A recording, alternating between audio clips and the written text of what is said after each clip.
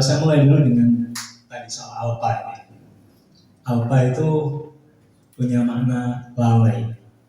Jadi kalau lalai itu mestinya ditertibkan. Gitu ya. Alpa juga bisa punya makna tidak mengindahkan. Ya, seperti analogi murid yang nakal tadi itu, kalau diberitahu oleh gurunya, dia mengabaikan. Nah, saya pikir sekarang ini, kalau ada ancaman terhadap ketertiban, sumbernya adalah pemerintah. Kenapa? Karena pemerintah lalai terhadap tugas-tugasnya, juga bahwa pemerintah itu tidak mengabaikan peringatan-peringatan yang diberikan oleh rakyat sebagai pemegang kedaulatan tertinggi. Jadi kita harus rame-rame memberitahu kepada Prabowo dan Gibran, juga tubuh pemerintahannya, bahwa kekuasaan yang mereka dapatkan itu mandatnya berasal dari rakyat. Walaupun demikian, bagi saya pemerintahan ini sudah problematik bahkan sebelum kelahirannya. Mari kita lihat mengapa muncul 8 bahkan plus-plus gitu ya, kealpaan-kealpaan tadi. Saya ingin memulainya dari poin pertama tadi. Bagi saya persoalan legitimasi pemerintahan Prabowo Gibran itu akan menghantui sepanjang sejarah Republik ini. Jadi kalau sepanjang sejarah orang memperbincangkan bahwa negeri ini lahir di 17 Agustus 1945, hal lain yang tidak akan pernah selesai dibicarakan dalam sejarah Republik ini. Mudah-mudahan Republik ini tidak bubar di tahun 2030, ini ya, seperti kecemasan Prabowo sekian waktu lalu. Saya pikir itu adalah problem legitimasi yang sejak awal disandang oleh Prabowo Gibran. Ya.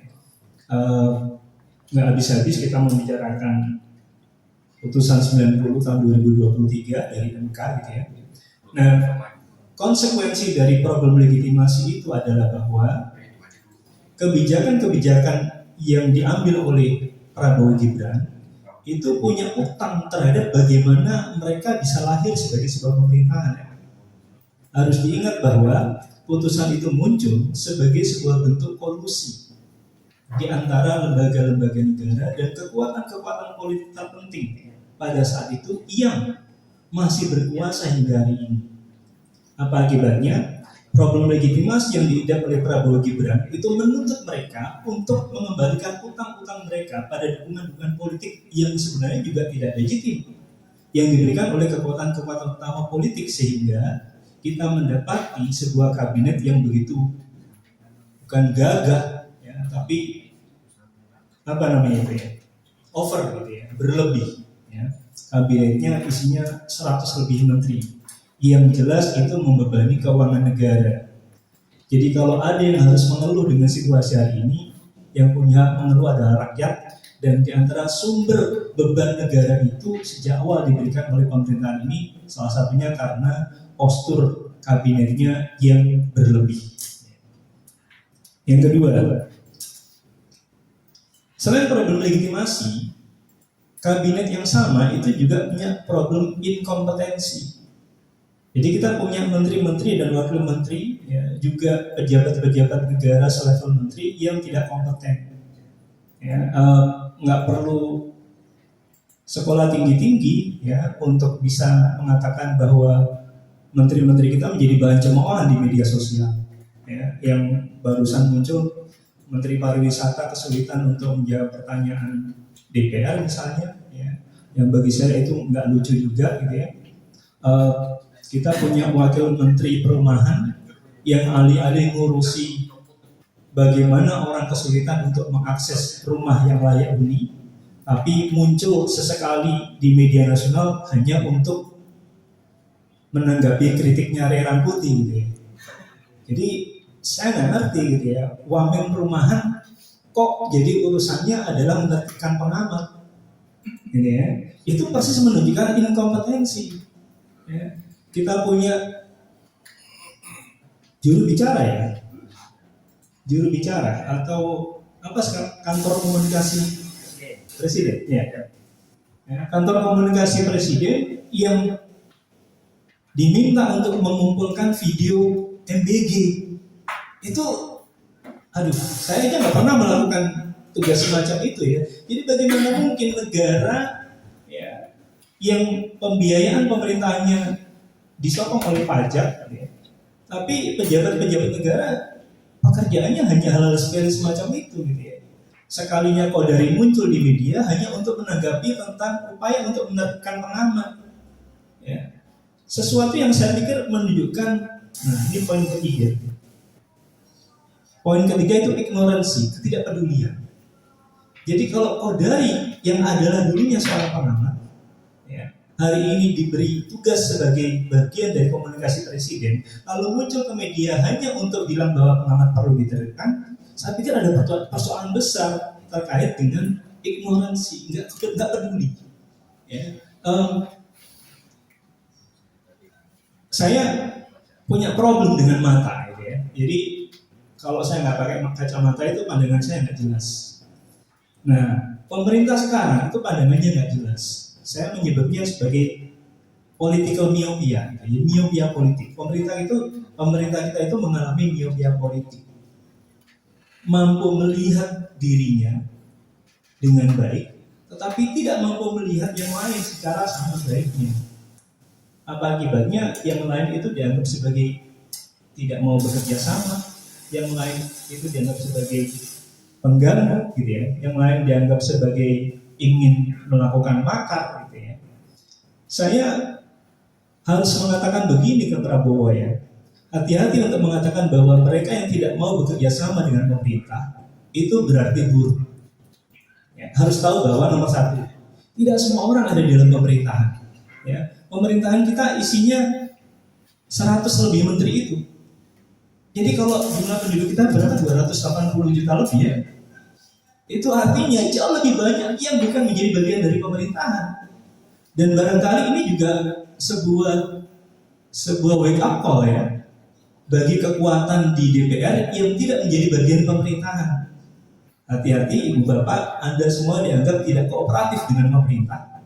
Ya. Anda semua dianggap tidak mendukung pembangunan, dan karena itu Anda dianggap sebagai musuh, sebagai lawan, bahkan mungkin dianggap sebagai orang yang mengendaki tindakan makar. Ya ini wake up call juga. Jadi DPR biar nggak sepi ya. Jangan DPR itu kolusif terus dengan pemerintah. Udah 10 tahun kemarin sama Jokowi.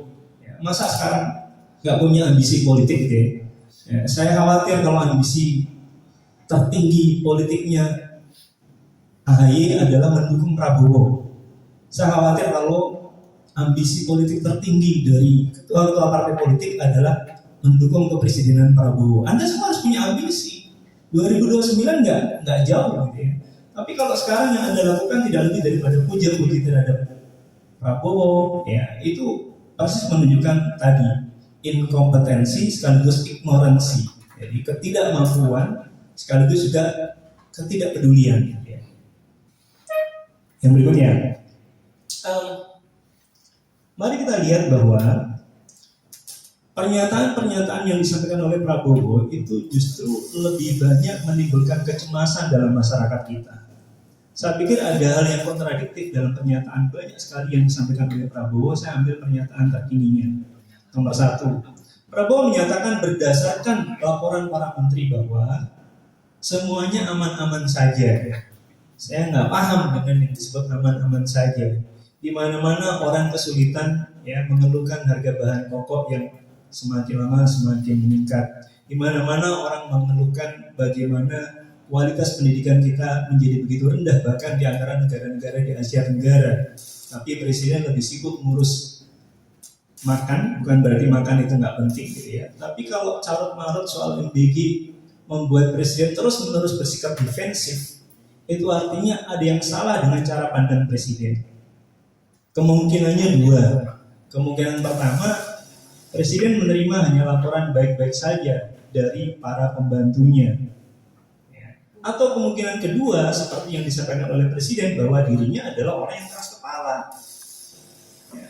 Kalau kita punya presiden yang keras kepala, saya khawatir bahwa kecemasan kita akan menjadi semakin lama semakin besar. Jadi alih-alih pidato-pidato presiden itu menenangkan, yang ada justru adalah bahwa pidato-pidato presiden semakin menambah kecemasan kita. Jadi kecemasan itu sumbernya bukan dari orasinya Alif, dari pandangannya Ray Rangkuti gitu ya, dari laporan-laporan yang dibuat oleh Formapi dan Lucius Carlos, bukan. Sumber kecemasan terbesar masyarakat hari ini adalah pemerintah yang tidak kompeten sekaligus tidak peduli itu tadi. Terus bagi saya presiden sedang salah arah, ya. Tidak hanya salah arah dalam mengelola kebijakan, tapi juga salah arah dalam melihat persoalan, ya. Jadi presiden lebih banyak mencemaskan para pengamat yang dianggapnya tadi itu ya memberikan saya pikir ada generalisasi yang ngawur ya yang dilakukan oleh presiden. Boleh kan ya menyebut presiden ngawur ya, bukan tindakan makar gitu. Nah, kenapa? Nih lihat nih pidatonya presiden ya. Pengamat-pengamat itu tidak suka. Kesukaan dan tidak kesukaan itu personal. Jadi saya menyukai pulpen ini. Kalau ada yang tidak suka dengan pulpen ini ya boleh saja. Politik itu tidak melulu soal personal seperti itu. Ya boleh jadi ada yang memilih Prabowo karena dia jogetnya menarik. Boleh jadi ada yang memilih Gibran ya, karena kita tidak pernah punya wakil presiden yang tongkronnya macam dia, nggak masalah. Tetapi mengelola pemerintahan itu adalah urusan publik yang di situ bukan persoalan suka dan tidak suka. Ya, dari situ kelihatan bahwa cara presiden mengelola pemerintahan itu seperti kompulsif ya. Kira-kira begitu. Yang berikutnya, presiden menuduh para pengkritiknya sebagai tidak patriotik.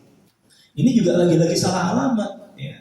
Saya pikir karena kecintaan terhadap negara, orang-orang mengendaki bahwa negara ini dikelola dengan baik, jangan sampai salah arah. Ya. Hanya orang-orang yang ultra nasionalis yang berpikir bahwa setiap ancaman terhadap pemerintahan berarti ancaman terhadap negara. Mohon maaf, pemerintah dan negara adalah dua entitas yang berbeda. Ya. Selesainya sebuah pemerintah tidak membuat selesai sebuah negara. Jadi jangan khawatir, ya ada banyak yang mengendaki untuk bisa mengelola negara dan ada banyak yang mampu mengelola negara secara lebih baik. Gitu ya. Yang berikutnya,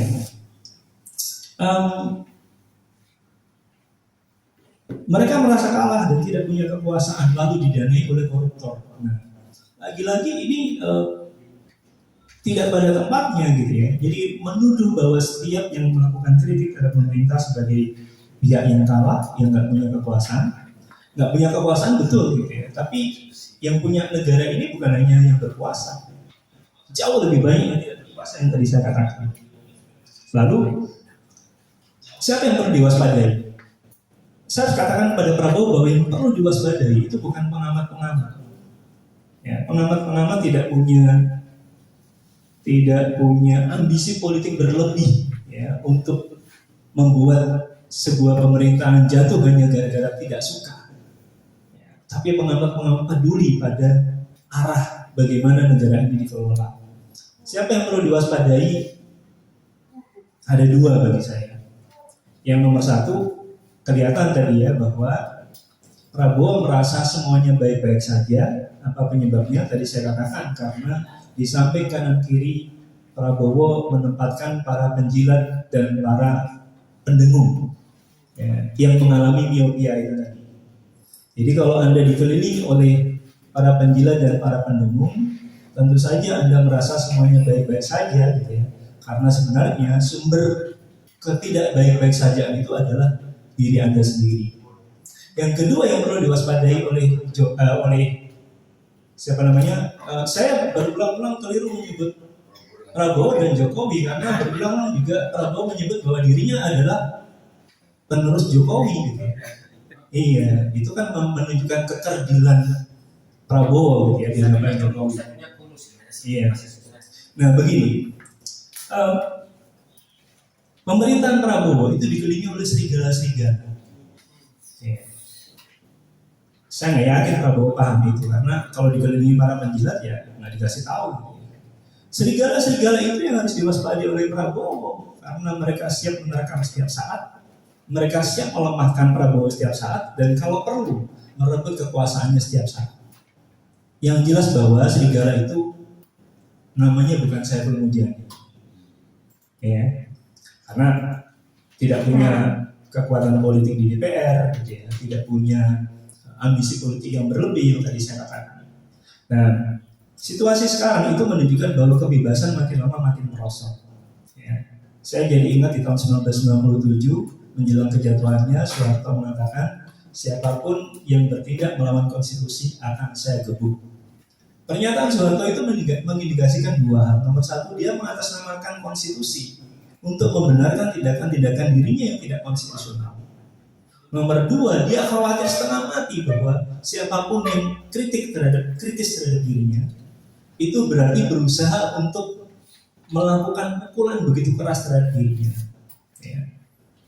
Dan ingat juga tidak lama setelahnya Soeharto jatuh. Jadi saya pikir pemerintah-pemerintah yang terlalu takut dengan kritik ya, itu mesti juga berhati-hati gitu ya. Apalagi sekarang pemerintah Soeharto, Prabowo. Saya keliru lagi karena lanjutan juga. Jangan-jangan gitu. Ya. Saya khawatir jangan-jangan Prabowo makin lama makin mirip dengan Soeharto gitu ya. Dan kita juga perlu paham bahwa Soeharto tidak jatuh dengan baik-baik. Iya. Pasti Prabowo ingat bahwa 13-14 Mei terjadi kerusuhan, beberapa hari setelahnya terjadi penembakan gitu ya. Jadi dan itu didesain, ya. Kalau misalnya orang-orang istana belum tahu, kalau Kodari belum paham, ya baca aja laporannya TGPF gitu ya. Saya khawatir orang macam Kodari mengalami miopia politik juga. Nah, terakhir, kalau tadi saya sudah menunjukkan problem-problem dan 8 diantaranya tadi sudah disebutkan oleh Bung Rai, gitu ya.